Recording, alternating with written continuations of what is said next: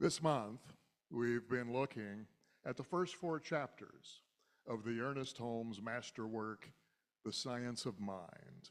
We've discussed the thing itself, the nature of God, the universe, and our place in it, what it does, the way it works, and today we wrap things up with the most important chapter, how to use it. I recently read a blog post by the psychologist Russell Grieger, which deals directly with today's topic, how to use it. Dr. Grieger writes, "In my clinical practice, I treat people who suffer from just about every imaginable emotional malady: depression, anxiety, anger, addictions, eating disorders, sexual malfunctions, obsessions and compulsions, borderline personality disorders, impulsive acting out," this guy's exhausted, relationship dysfunction, and on and on. And to every single one of my patients, I emphasize how important it is for them to step up to the plate and take responsibility for their recovery. I first help them understand the precise nature and cause of their problems.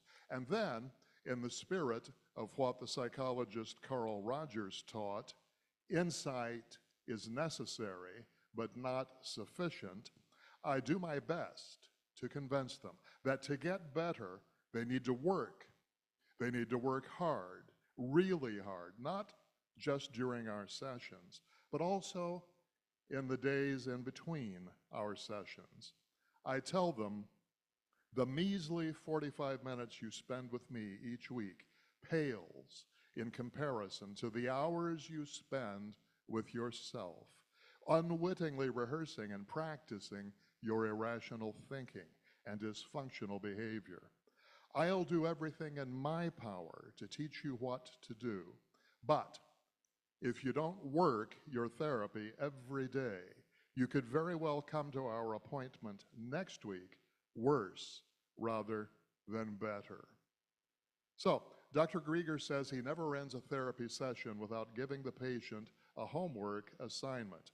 It might be reading a book, practicing a new behavior, or filling out a worksheet.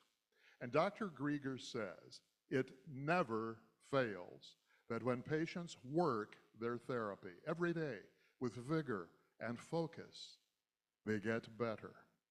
The same dedication to work applies to creating happiness. All the wonderful happiness strategies in the world will be for naught unless you are willing to use them to bring happiness into your life. If you work them, life will get better. If you don't, it won't. It's that simple. And then he quoted Robert Schuller's great declaration: "If it's going to be, it's up to me."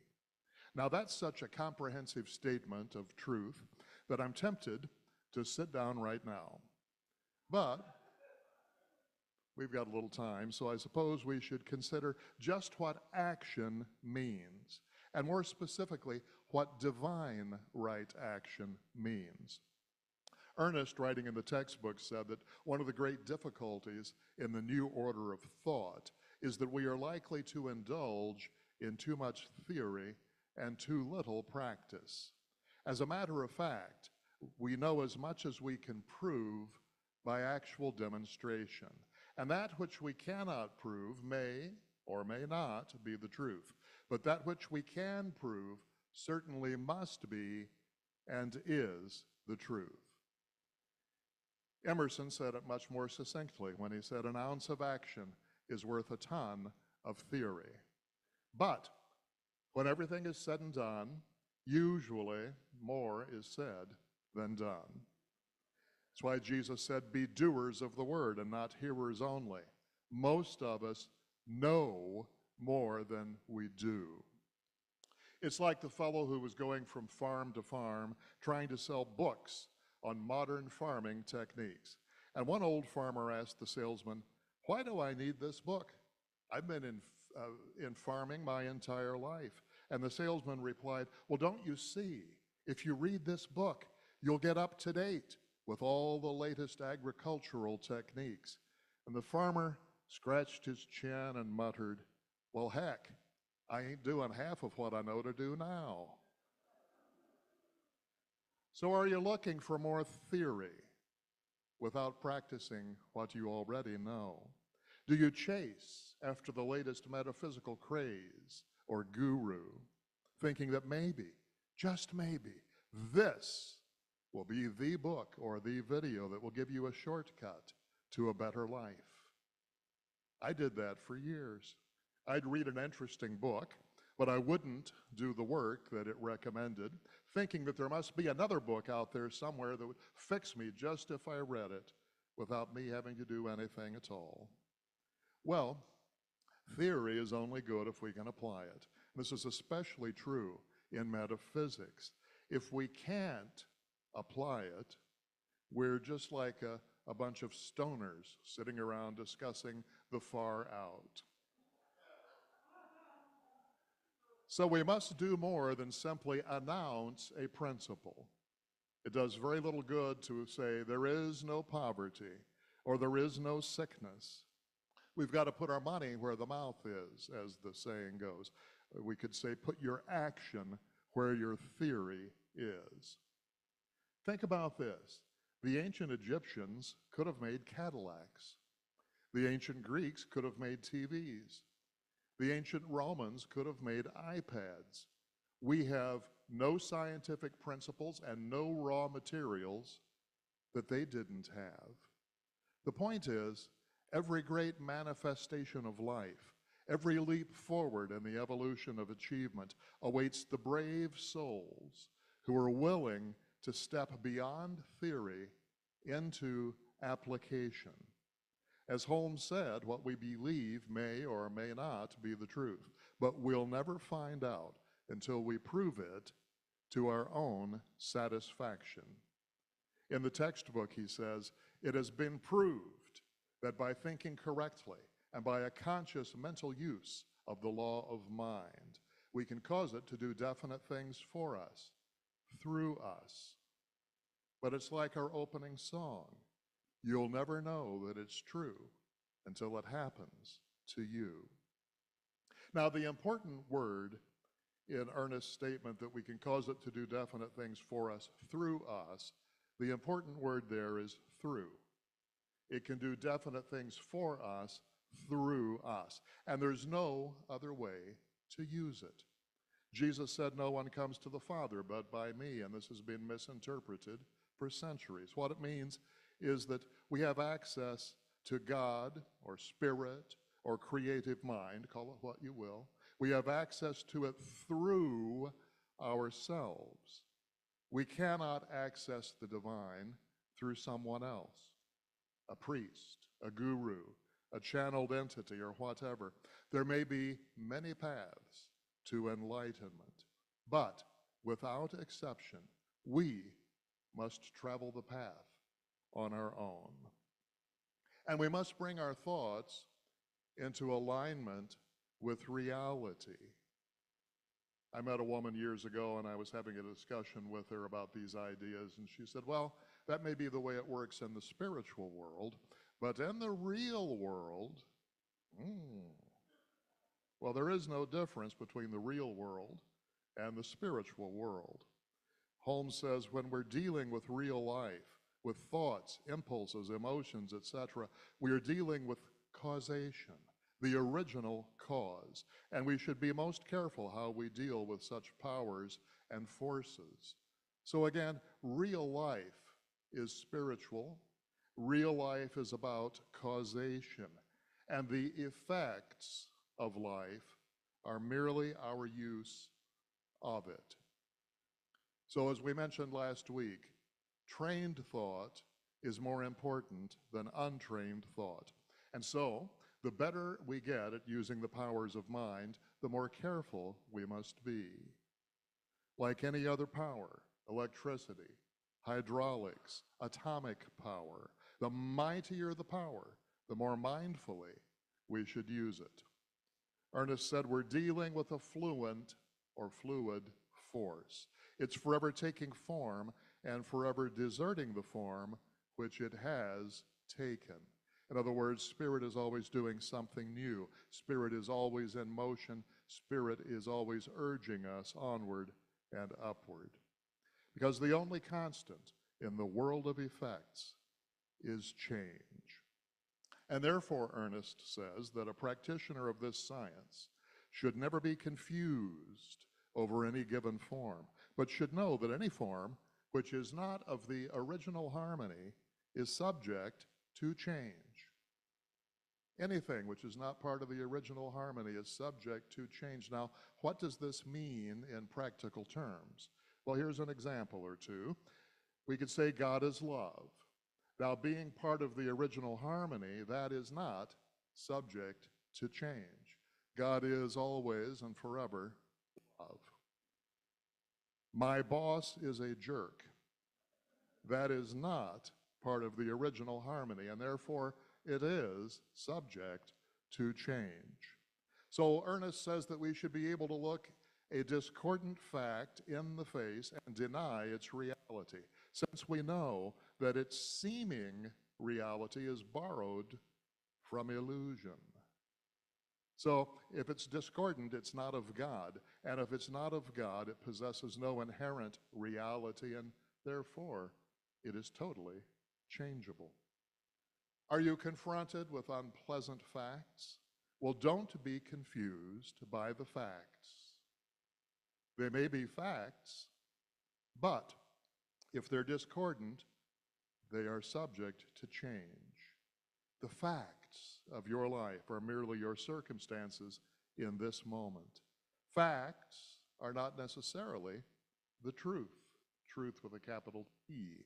It may be a fact that you're having financial problems, but the truth is that you live in an infinitely abundant universe, and there's more than enough for everyone. Facts are subject to change, but truth is eternal. So never say things like, I can't help it, or it's always been this way, it's just the way it is, it'll always be this way, and especially don't say, I can't help it, that's just the way I am. Because when you say I am, whatever comes next is. So we must look at a wrong condition, really look, and know that we can change it. Now, this is not about ignoring the situation and hoping that it'll somehow go away. It's knowing the truth and then acting upon it, the application of our knowledge. And it's important to remember that there is no big or small in God, but there is in us. And I think that's what Jesus was trying to teach when he said that if you have the faith of a grain of mustard seed, you can move mountains. This statement of truth boggles our minds because we've decided that the mustard seed is tiny and the mountain is huge. But as far as spirit is concerned, they're both the same size. And when we learn to see rightly, we stop being intimidated by tiny and huge. That's why the truth sets you free. It lets you see rightly. A false fact or an illusion, once revealed for what it is, cannot hide from the light of truth. It's like in The Wizard of Oz. Once the great and powerful wizard was exposed, the gig was up. So the practice of the science of mind calls for three things. Number one, living the spirit of truth. Living the spirit of truth. And what is the truth? That which we can prove certainly must be and is the truth. And number two, we need a willingness to let this inner spirit of truth guide us. And that means to listen to the still small voice, to those intuitive urges that are pointing the way. And third, We need to live and work in the knowledge that the law is perfect and therefore can always be relied upon. And then with those three things in mind, we must use thought definitely and for specific purposes. Because the more definitely we use the law, the more directly it will respond to us. Think of it this way. In the old days of Sears catalogs and Montgomery Ward and all that, they had a toll-free number. Would you have, if you needed some new clothes, would you have called them up, and when they said, "What would you like?" you'd say, "Oh, just send me something nice." My sister-in-law used to work in a rather large secretarial pool, mostly populated with women, and they used to have baby showers and wedding showers and things for each other, and came her turn to get the refreshments for one of these baby showers. So she went to order the cake, and the woman behind the counter said, "And what would you like, in the way of decoration on the cake?" And my sister-in-law said, "Oh, just baby things." Well, she went back the next week to pick up the cake, and in beautiful script and lovely purple icing was written the words, "Just baby things." You've got to be specific. Now, we talked about the conditions being subject to change, and that's because conditions are not entities. That is, they are not beings. They have no independent existence. They're a little bit like parasites. If they're negative conditions, they're feeding off of our negative energy. But we are entities. We have independent existence. We have the ability to think and to choose. And therefore, that which is conscious can cast out that which has no consciousness. Consciousness always beats unconsciousness, always. So whatever is not contributing positively to your life, declare that it is not of God and has no power within it, and therefore the only power there is now eliminating this thing from your life. So, as an example, how to reverse the condition known as poverty. Well, first, know that the condition can be changed because it is not in alignment with the divine. It is not God's will that anyone be poor. And then look to reality. Know that spirit imposes no limitations. There's more than enough in this universe for everyone. And all good is being freely offered to us all the time. And therefore, this limited condition of poverty has no power in it. It's just an experience of consciousness. And recognize that the law of life is a law of liberty and freedom, and state that this law is now operating in your affairs. And should the limitation persist, it's because a limited consciousness persists. So again, declare that this is not a part of you, that you no longer believe in it, and start replacing that limited consciousness with a realization of plenty and an expectancy of good. And let prosperity become very real to you as you speak it into existence in your life. And then, if you meet someone who starts moaning about how awful the economy is, refuse to accept the idea. Simply say to yourself, this is not my truth. In the past 60 years, trillions of dollars have been spent to eradicate poverty with little or no results because the poverty consciousness was not changed. So refuse to wallow in negatives. You know that old saying, never wrestle with a pig. You'll both get muddy, but the pig likes it. And then you say, well, I'm doing the work. How long will my demonstration last? Well, Ernest says that the truth is instantaneous in its demonstration, taking only such time in its unfoldment as is inherent in the law of a logical and sequential evolution. In other words, this happens in divine right time and divine right order. And he goes on to say that there is no process of healing, but there is a process in healing. Now that sounds confusing. There's no process of healing, but there is a process in healing. And what he meant was that we're simply uncovering the perfection that's already within us. It's already there, so we're not really healing anything. Therefore, no process of healing is involved, but there is a process of changing our thinking in order to allow the perfection of spirit to run rampant. I'm going to say that again. There is a process of changing our thinking in order to allow the perfection of spirit to run rampant. You might make that your affirmation for the week. I now allow the perfection of spirit to run rampant in my life. Treatment, and we're going to be talking about that in our workshop a little later on today. Spiritual mind treatment, or affirmative prayer, is the activity of an intelligent energy working in an invisible world. And we must spend time convincing ourselves of the truth of our treatments. Remember, this whole thing depends upon our faith. And what if you doubt your ability to effectively treat? Well, don't look for another book or another guru. Apply what you already know and treat to remove doubt. Treatment works not so much on what you think, but what you know.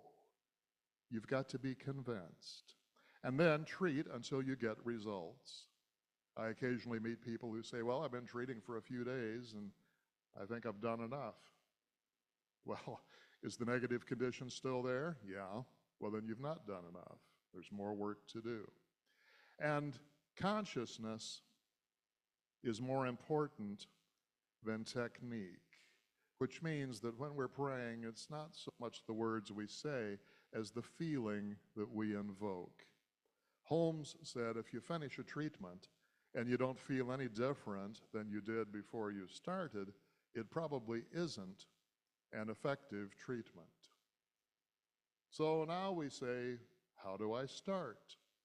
Well, by knowing that you're a spiritual being living in a spiritual universe which responds to you with love, working through law. Start by seeing God in everything. Because until you see God in all, you don't see God at all. And become an absolutist. Well, what does that mean? That means until you love everyone, you don't know love. Until you know the truth for everyone, you don't know the truth. In other words, the science of mind requires an all-in approach to life. There's no such thing as sort of practicing the science of mind. Now, this does not mean that you've got to become a wild-eyed fanatic, but it does mean that there's no room in our teaching for half-beliefs. We must do the work to become absolutely convinced of the goodness of life and our ability to receive that good. I used to have a plaque above my desk which said, until you believe it is, you believe it isn't. So we must know the truth and then we must act upon it. Don't be like that farmer who ain't doing half of what he knows to do now. We could say, blessed are those who do something about what they know. Ernest says that a new light is coming into the world. A new science, a new religion, and a new philosophy are rapidly being developed. This is in line with the evolution of the great presence, and nothing can hinder its progress. This science is the study of first cause, spirit, or the truth, that invisible essence, that ultimate stuff and intelligence from which everything comes, the power back of creation, the thing itself. The thing itself is consciousness in action. How it works is by means of your work. And what it does by means of you, through action as you. Joe Batten and Leonard Hudson wrote a wonderful little book called Dare to Live Passionately. And although it wasn't specifically spiritual in nature, the ideas that they espouse really apply here. And they write, the only way we can truly build deep, sustaining confidence is to test and practice the use of principles of tough-minded living on real problems. We can sit in a library and read every book that exists on positive thinking or on tough-minded living or on problem solving, but this will do us very little good.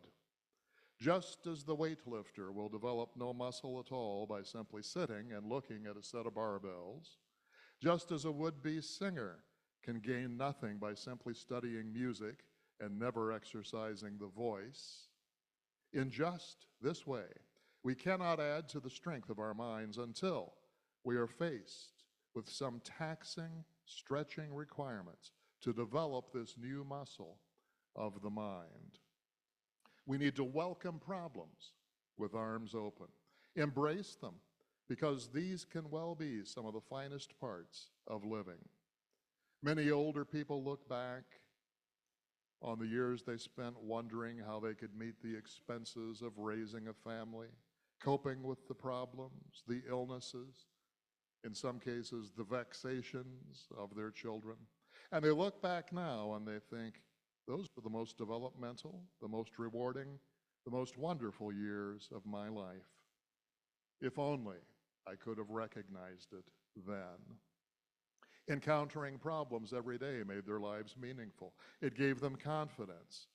The negative way to look at a problem is to think of it as a problem. In your mind, convert it into a challenge and determine the steps you will need to surmount it. Only in this way do you develop the skill, the coordination, the mind, the muscle, and the confidence to really get it done. How to use it? Just use it. Don't wait for things to happen. Make them happen. Don't wait for the future to unfold. Build your own future. Don't wait for love to show up. Start sharing love. How to use it? Just use it. Honor your Creator, not by waiting for your good to come showering down from on high, but by doing what you can to make your good a reality for yourself, right here, right now, right where you are.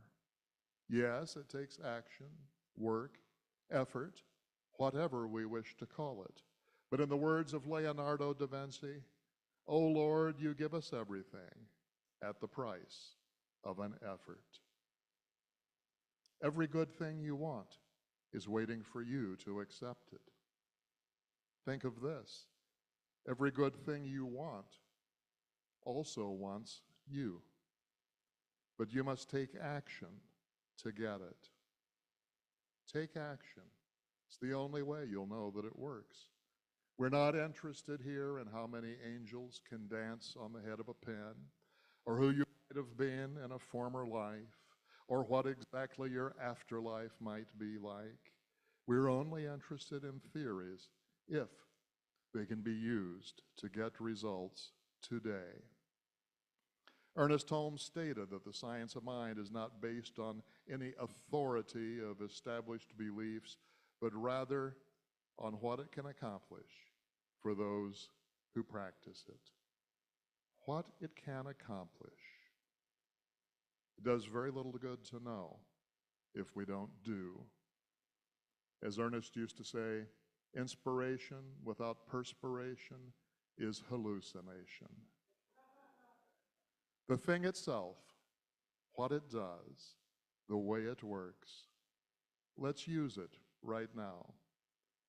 And I invite you to listen to the words of Ernest Holmes and take as much of this truth as you can internalize. I am a center in the divine mind, a point of God-conscious life, truth, and action. My affairs are divinely guided into right action, into correct results. Everything I do, say, or think is stimulated by the truth. There is power in this word I speak because it is of the truth and it is the truth. There is perfect and continuous right action in my life and my affairs. All belief in wrong action is dispelled and made negative. Right action alone has power, and right action is power, and power is God, the living Spirit, Almighty. This Spirit animates everything that I do, say, or think. I am continuously directed. I am compelled to do the right thing at the right time, to say the right word at the right time, to follow the right course at all times. All suggestion of age, poverty, limitation, or unhappiness is uprooted from my mind and cannot gain entrance to my thought. I am happy, well, and filled with perfect life. I live in the Spirit of truth, and the Spirit of truth lives in me. My word is the law unto its own manifestation, and will bring to me or cause me to be brought to its fulfillment. There is no unbelief, no doubt, no uncertainty. I know, and I know that I know. Let every thought of doubt vanish from my mind, that I may know the truth, and the truth may make me free. And so it is.